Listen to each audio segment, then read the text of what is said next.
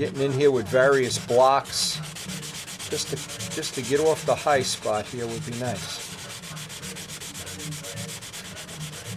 Now, it's always better to do this in several thin coats. If you see, in this case and on the other side, it may need a second or a third coat, but it won't matter. It's always better to have 2 or 3 thin coats sanded each one. You really don't want to put this material on real thick for any reason at all. It just makes a mess.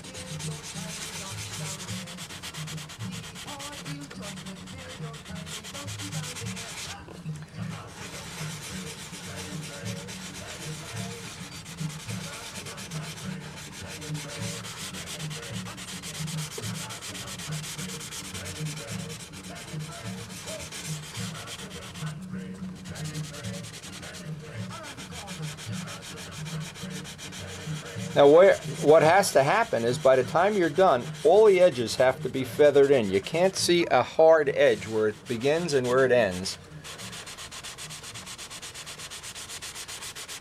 And I can see this may need a second coat. The other side may need a second coat. Doesn't matter, we just repeat it. But way better to have 2 or 3 thin coats than 1 thick coat.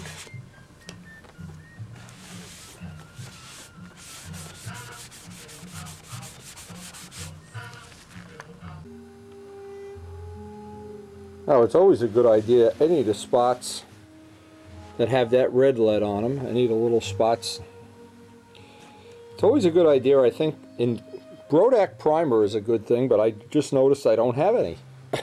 Shame on me. But a coat of clear is always good too, and then we'll put another coat of silver on it.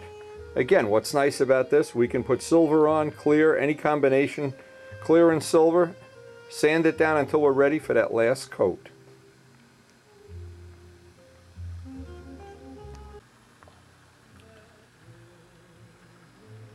Now, I'm always real fussy when it comes to this. Once that silver's drying, I put a coat of clear. See, I can still see that where that body work was. That's going to require another sand out. Maybe a little more clear. I put some clear there first. This side, the body work was right behind the canopy. May need another coat there. But that coat is definitely going to be drying up. While that's drying up, I want to work on that little piece of the wing while we have some sprayable time out there. And it's always just back and forth, back and forth. Now I know this is getting close, so I don't want to go sanding it all off here or anything. And I had another idea that I was going to try here. I'm not sure I'm going to try it yet. I got to make a decision in the next couple of days. If one of the colors, of course one of the colors that I had considered, or I'm still considering as the final paintwork on this model, the silver and red. See, now in the past what I had done is I had painted the whole thing this color silver, which is the Brodak normal silver, and then put the B25 silver right on top of it. And I was thinking maybe I ought to try something. If I'm gonna, and I'll make that decision in the next day or so, if I'm gonna make this a silver and red model, maybe I'll paint that Brodak, in other words, I'll sand this last coat of silver off and put that coat of B25 silver on as the base coat. And I'm not sure that, well, I'm not sure that would really be the best way to do it yet, but the neat thing is, if I try it and I don't like it, I can always sand it off. It's not going to be a big deal. And it's really annoying to me to have those red lead spots, fingernail marks and everything, but you know, there's a reality. Not many people get to pitch no-hitters around here. Not in my shop, anyway.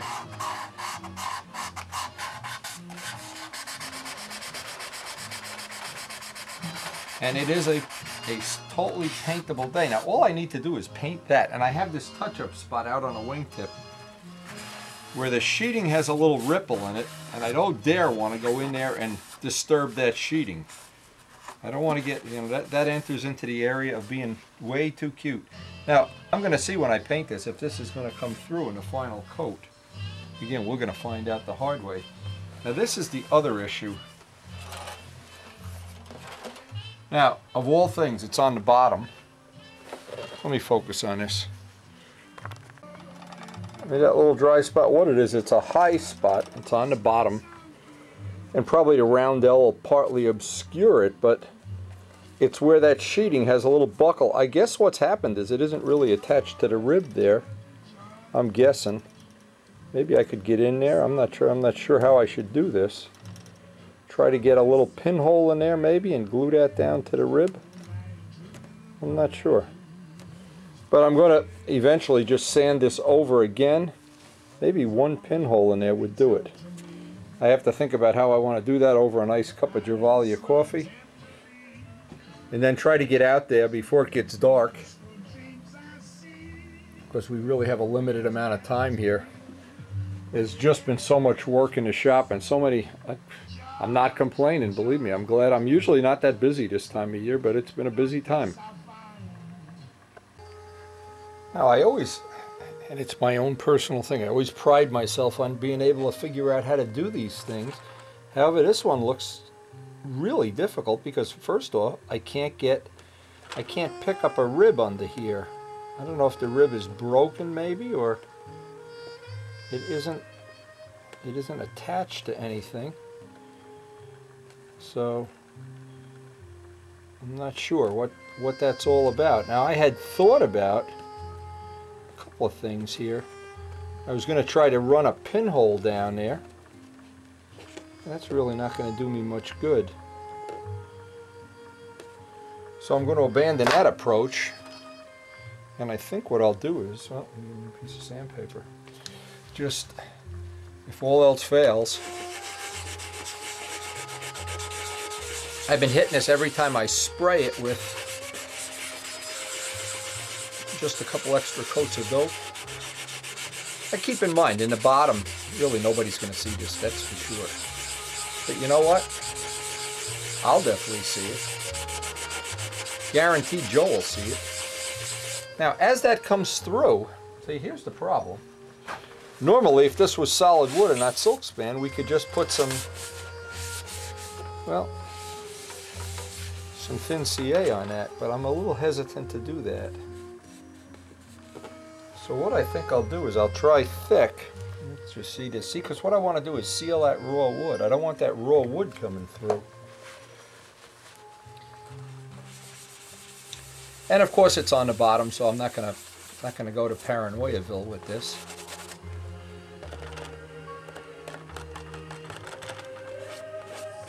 Just let that dry up. I'll dust it off, and I want to get this painted while I have some painting time outside. It looks like a good day for this kind of painting. And the fuselage just got the paint drying up beautifully. I've been trying to get my my act together here because the clouds are rolling in for some more rain. I want to try to beat the rain if I can here. If we don't have the wind, it's the rain. If we don't have the rain, it's something else. That's what makes us tough guys. You know, there's that spot, and I want to monitor that for a while.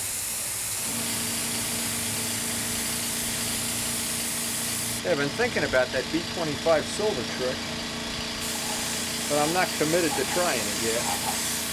But I definitely will think about it. And before I start the paint job, I'll definitely make some kind of little dissertation on what my objectives are.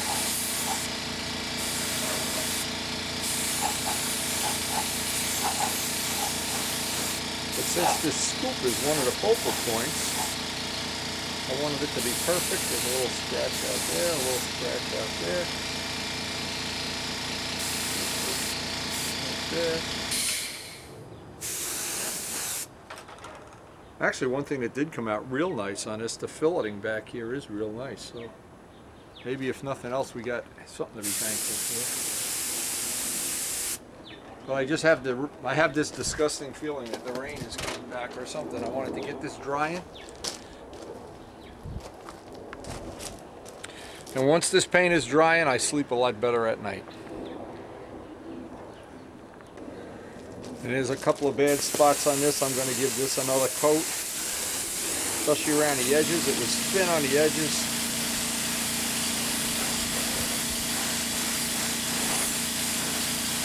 And it sure looks like here comes the rain. Now Karen wanted me today, actually it's not going to happen.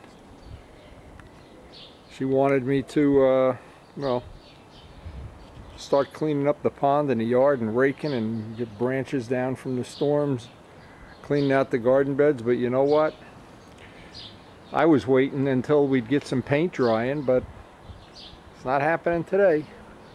But within the next week or so, we're going to get this area all cleaned up, and it kind of puts me in a better mood when I know I'm one step ahead instead of one step behind.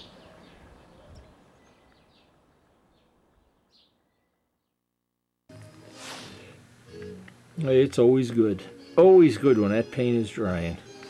And we'll get back to this project tomorrow. Oh, that looks nice. Boy, when these things are in silver and you don't see any, well, I still see some flaws, but little stuff I know I can work on. And I'm certainly not going to rush it. If tomorrow those flaws are still showing, simple. We'll sand it out and put another coater right on there.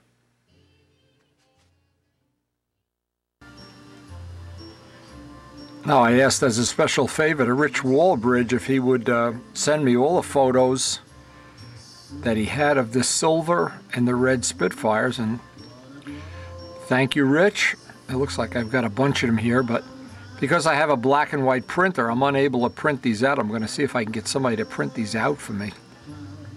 Anyway, there are several versions of this, and you can tell by looking at the roundels, among other things. There's several versions of this.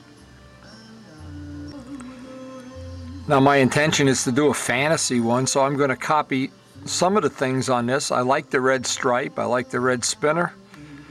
I may make the whole rudder red, like the B25 and the A26, not sure yet. Not sure what kind of roundels actually wind up in here, and I'd like to get some, maybe get John Pothier to help me do some unique nose art, among other things. But it's starting to form in my mind finally after all these hundreds of hours. I like the red around the cockpit too. Now remember, this is a totally different one. Now notice different rudder, different mark number, still red around the cockpit.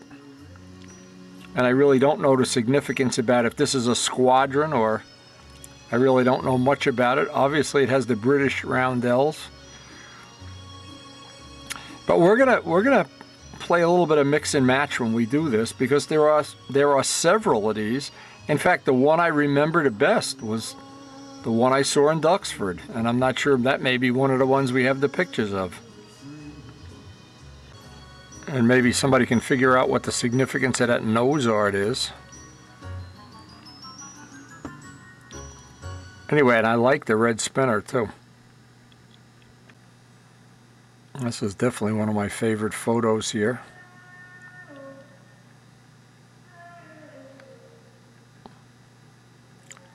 I really do like the red around the cockpit too. That really does look unique. And the red stripe across the wing.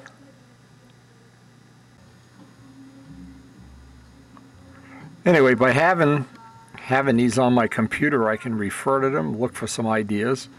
And again, what I'm going to be doing is making a fantasy paint job. It's not going to be an exact copy of one particular airplane. Or as Joe Adamusco so correctly says, a fantasy Spitfire. Now, we also thought of another neat thing. If we can get one of these images, this would probably be one. We could make some cool t-shirts up. And John Pothier could put me in the cockpit or something. Anyway, we'll save that for a future project. Anyway, these will give me plenty of ideas for coming up with a totally custom paint job, one of a kind. Kind of an amalgamation of all of the silver and red Spitfires. This one, I noticed the scoop on this one is almost an exact copy of the scoop that we have. You can see the reflection of it in the polished aluminum. Now, one of the things that's really nice is the Brodak B25 silver. I still have some left from doing the original prototypes, and we did the original prototype B25 silver. Bob Brookins mixed that up, and we had some real good luck with that with the A26 and the B25. And this will pretty much have the same flavor, I think. Now, here's one that John could put in a cockpit. Look at this. Just see Ertnowski sticking his nose out there. This one really gives you a good shot of that scoop. I think we got that scoop pretty well scaled out. And what this will allow me to do too is take this video and I can pull off just the pictures of the onto a separate DVD so I can play it over and over in the shop when I'm looking for paint job inspiration or ideas. Now, I really wrestled with this. I really wanted to do the G-Fire, and I really wanted to do that blue that Joe's doing, but I didn't want to have the two planes be exactly the same, like identical twins. I want them to be just related. And I think we're going to have a red and a silver one, and Joe's going to obviously have his blue. And I hope they're going to stand out in a crowd.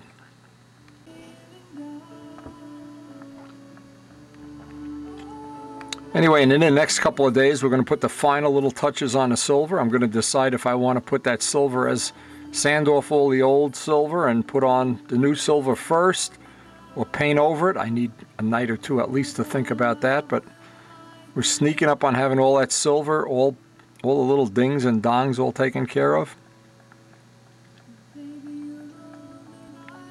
And as I've said endlessly, it really does start to get to be exciting. At some point in time, when you're a real dyed-in-the-wool modeler, this is what you live for. This is the Super Bowl for the Giants. You live all year for this time when it's actually like the birth of a new plane.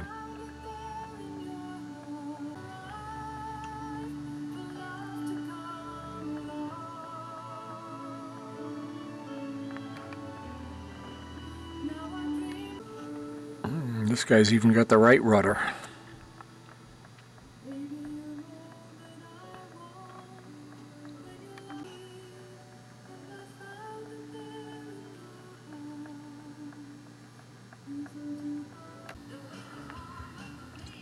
Okay, now these are pictures from Rich Walbridge, of course, who sent us all of the Spitfire, the full-scale ones. His new, coming off the drawing board, it's a new Spitfire. This is right off the Spitfire Seafire plans. Now, one of the things Rich is looking at is the original Spitfire and original Seafire did not have an ogive as such. He's trying to incorporate that, and he may have to carve a top block, I don't know. And he's got to make all the modifications to enclose the exhaust system too.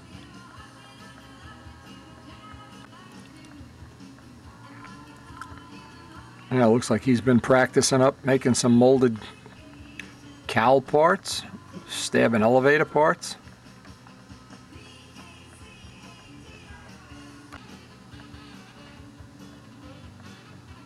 That's looking good, Rich, and we'll try to connect up by phone in the next couple of days so we can talk about this ogive issue. The other thing he said is he got some really good, he had these things laser cut by Eric Rule. And he got so maybe somebody else that's looking to get some laser cut ribs or parts can get them right from Eric Rule or from Rich Walbridge, one or the other. Anyway, we really do appreciate the sharing, and hey, we're as psyched as we ever have been, ever will be. And we're going to start looking at mixing up some of that B25 silver in the next couple of days. And tomorrow we get back to the shop, everything will be dried out overnight. And we'll be looking for some more mistakes. Anyway, Rich, thank you very much. Your ship looks good. I look forward to talking to you in the next day or so about that ogive issue.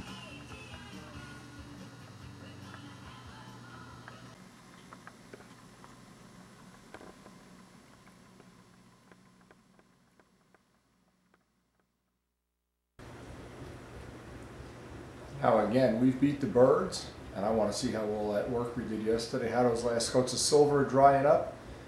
We're coming up on a point in time where we're going to start making a final decision on the trim, the colors.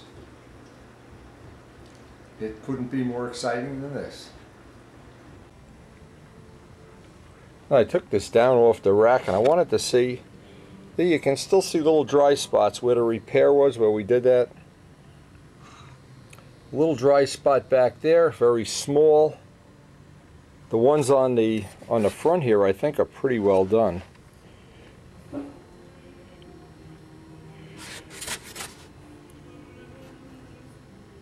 Now what I think, because this looks like a great day to paint, I think the answer here is I'm just going to put right in this area here.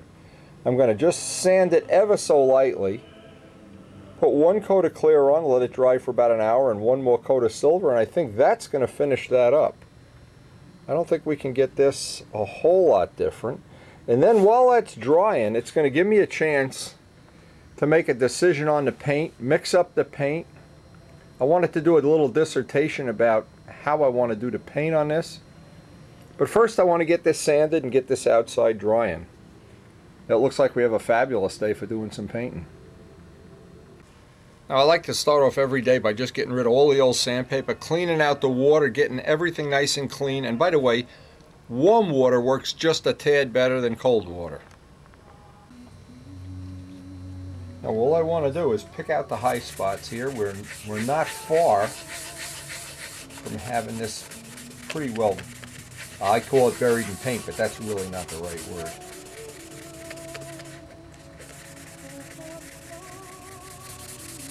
And I have to make this decision about the paint job at this B25 silver. And what I want to do is I want to lay this paint job out in my mind, which I think I'm going to do as the next step. The problem is we are near the end of this tape, and I don't want to be in the middle of that. So I would like to get some of that on the tape that's going to have some of the paint trim. I like to consider this tape as basically how to fix the silver substrate and put all of the things that relate to the silver substrate on this. I'm sanding this with 1500 because I don't want to break through into raw wood. And that looks like that'll be just about peachy keen. Now I'm looking around if there are, still again, if there are any other spots that, because you have to realize the silver shows way more than the average of all these mistakes. Way more. Now it looks like, and I'm just going to assume this, I'm going to assume I can just spray this over. I'm going to look if there are any other spots, because I love to use a day like this that paint will dry to my advantage. That's really starting to look like the old Spitfire we have in mind. Now what I always do before I put a coat of paint on, I like to take a brand new number 11 blade and just look for any little bubbles in the fillets, and it looks like I got one right there. A little tiny bubble right there. And right here, oh yeah, that's a bubble. Now when that bubble, there's a lot of ways to deal with it. I can slit it, that's number one. That's the easiest way to do it, is just run a knife right down the whole fillet. Now the other side, of course, is not a problem. And I'm putting a bunch of little holes in here, even at this point. And I've even done this, and I could always touch this up, of course. Putting a lot of little holes in it, because you will really see this if this little, and this part of the fuselage will be B25 silver. It's going to be bright, shiny, metallic, pearly, and it is going to jump out at you if this is not right. I know it. Now let me just get I want to do a little demo of how I do this. Get a clean paper towel with a couple of Q-tips.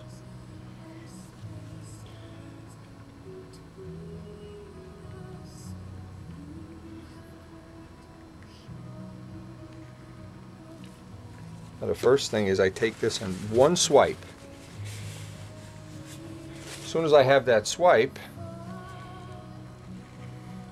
And anywhere you suspect that is not going to be sticking down, the CA, and you've got to do it over and over and over, because once a bubble starts, no amount of paint on top of a bubble is going to cure it. You've got a spot, or I've got a spot, where it's delaminating.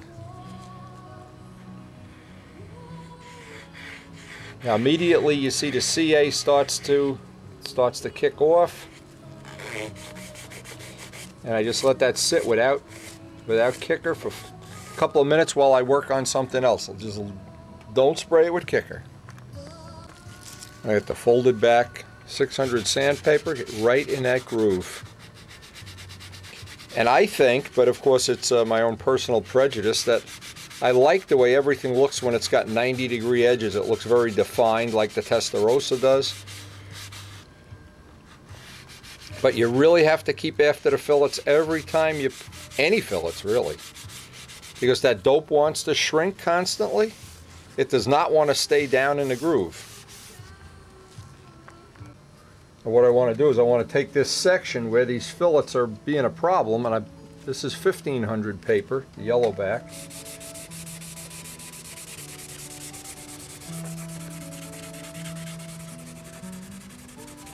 Again, because the front part of this model, no matter what now, is going to have, it's either going to be B25 silver or some silver color that's going to match that prototypical fantasy paint job that we're working on.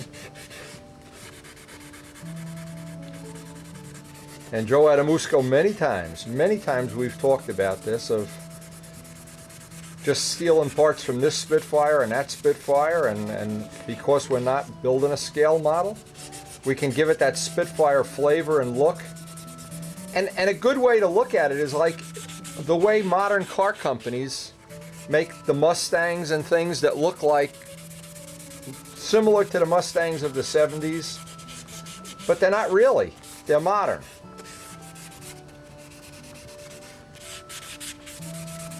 Anyway, 1500 paper, the advantage of it is, maybe I'll do the whole fuselage in fact here, just so everything comes out flat. There's an advantage to it. It doesn't cut right through and bring up a high spot. It lets you get a nice smooth surface imparted on this.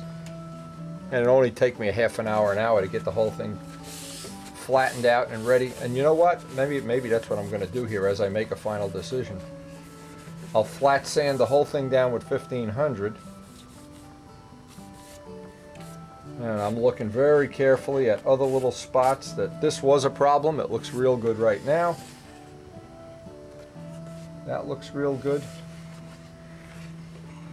And for a little bit of time it's going to take, it's easier for me to spend an hour and flat sand this all down, get this all sanded down, and then get another coat of silver on it, because I have plenty of work to do and plenty of time and work to do laying out the paint job, which is going to be the next step on this anyway. So I may as well cut me up some 1500 sandpaper. You know, a lot of times I have to make this decision is, yeah, I'd like to kind of rush through this, but you know what, I know if I flat sand this whole thing out, it'll be a better job. And right now I don't want to be tempted to just skip this step. This really, if I didn't have these repairs, I would just let this ride. But I still have that little repair on the bottom of the wing. I still have that little repair to the scoop and maybe some of the other parts. And what happens, the 1500, what it allows you to do is not sand through. That's the advantage of 1500. Plus the decision I made here, and we're right at the end of this tape, the decision I made, and I'm going to try this because if it doesn't work, I can just sand it off. I'm going to take this whole part and I'm going to spray it with B25 silver. I'm going to block sand it all down with 1500. And we are really right at the end of the tape, so I don't want to jeopardize that we're going to be in the middle of it. I know people complain about that, and I don't like doing it that way. But once this is all block sanded down, and we'll pick this up on the next tape, what's going to happen, I'm going to try to shoot a coat of, this will all be nice and flat, try to shoot a coat of the B25 silver, and then what that'll be, I won't have to shoot any more colored paint. And I'll explain that on the next tape. I'll do a little dissertation of how I think that'll work out. And I think, you know, I hope you've gotten some good information off of this. I know I've enjoyed working on this model, I guess, as much as you can, and it's really lived up to my expectations in every way. And we'll see you on the next tape.